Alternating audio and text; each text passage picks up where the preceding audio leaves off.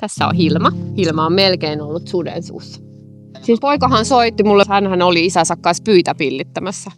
Ja Hilma oli vaan sit mukana. Ajatus oli, että kun meillä oli piirinkisat tulossa, että vähän pääsee irti niin sanotusti, että tulee juoksua ja sitten, että jos sattuu joku rosakko siitä kylän tuntumasta löytyy, niin saa sitten ajella sitä. Ja sieltä tulikin sitten aika äkkiä semmoinen hätäinen soitto pojalta, että Hilma sai jäniksen ylös ja koiran perässä on susi. Poikahan näki siis koiran perässä sen suden ja tietenkin pelästyi sitä ja sitten vielä kun isä lähti siihen tilanteeseen pelastamaan sitä koiraa, että se jäi yksin vähän siihen tielle niin sanotusti. Että GPS-panta näytti puhelimeen mulle koko ajan paikkaa ja huusin kovasti koiraa ja koira tuli ja sitten sain koiran kiinni ja nappasin sylkköä ja olin viemässä sitä kääntymässä autoa kohti, niin susi tuli päälle. Ja siinä vaiheessa koiran nostin niin ylös kuin sain pään yläpuolelle ja siitä jotenkin on selvinnyt polvien kautta konttaamalla tai vastaavaa niin autolle ja sitten koira on saatu autoon ja susi on häippässyt sitten loppupeleissä metsään. Näissähän vähän on niin kuin kynnenjälkiä vielä, mitä jäi, mutta nehän oli silloin, mutta pikkuset arvet jäi molempiin, mistä kynnet meni oikein kunnolla läpi. En tiedä näkyykö enää, mutta siis Hilmalta, sehän sai se susi kiinni tästä koirasta. Se oli muuten jännä kanssa siitä sudesta, että sillähän ei tullut mitään haukkua eikä mitään, että sehän oli vaan sellaista niin kuin päälle. Sillä oli niin kuin haisu tästä alkujaankin, niin sehän yritti vain tätä.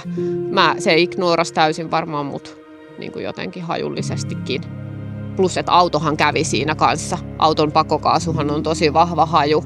Sehän peittää monesti ihmisen hajun täysin. Mä huusin siis siinä tilanteessa, mähän luulin, että mua kuullaan. Mutta ei mua kukaan ollut kuullut, että kävi onni. Mutta koira oli siis tosi lähellä jo kotia. Että mehän oltiin ihan siis todella lähellä kotia.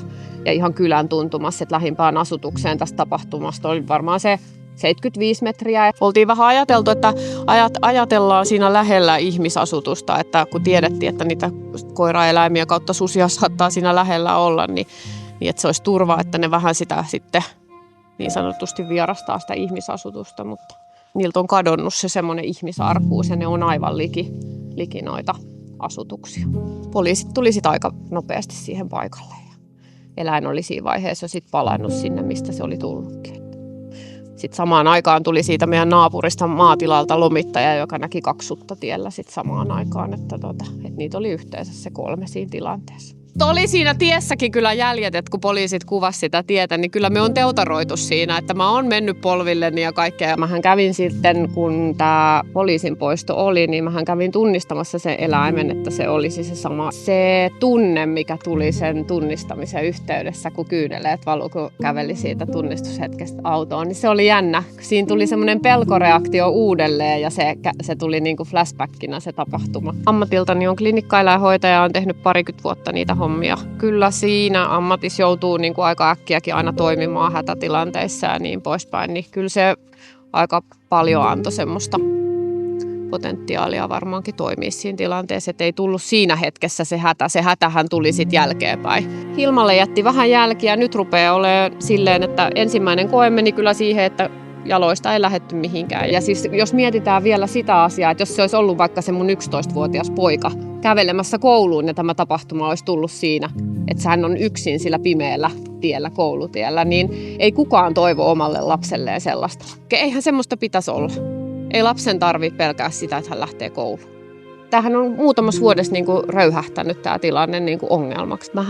En vihaa millään tavalla sutta. Susi on tosi hieno, kaunis luonnon eläin ja se kuuluu Suomen luontoon. Ja se kuuluu tuonne erämaahan ja siellä on sen paikka, mutta sen paikka ei ole missään kylän keskustassa pihoissa makaamassa, kyttäämässä peuroja.